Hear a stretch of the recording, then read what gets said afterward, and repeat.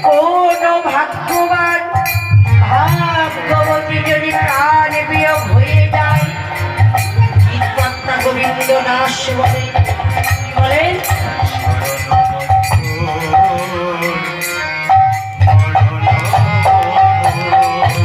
লীলা সজন মধু মদন মধু শরণ মধু মরণ মধু লীলা সারণ করি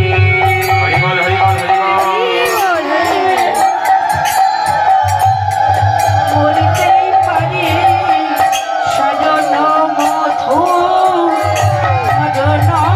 মধু শরণ করেছে